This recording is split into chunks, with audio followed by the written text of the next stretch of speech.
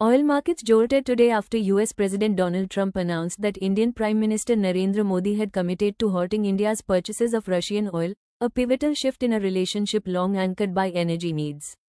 Brent crude futures jumped by about 0.9%, trading near $62.48 per barrel, while US West Texas Intermediate rose similarly to $58.81.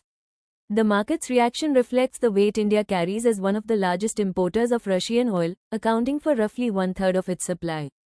This development comes amid intensifying pressure from Washington to choke off Moscow's energy revenues as part of broader efforts to compel a resolution to the war in Ukraine. Trump went on to warn that China, another major buyer of Russian crude, would be next to face US diplomatic and economic pressure. For India, the announcement poses a serious dilemma. On one hand, the nation's energy security strategy has long relied on access to cost-effective Russian supplies. On the other, Modi's alleged commitment signals a geopolitical pivot, or at least a willingness to realign under external pressure.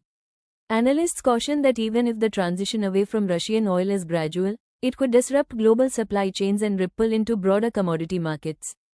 In the short term, smaller players and nations with delicate fiscal balances may feel the pinch the most. In turn, this may accelerate energy diversification, hasten investment in green alternatives, and reinforce the global energy security debate. The bold move places India in a more complex diplomatic equation, balancing ties with Russia and its energy pragmatism while undergoing US and Western scrutiny. The next weeks will be critical to see how New Delhi responds, through diplomatic assurances, phased transitions, or possible pushback against external pressures.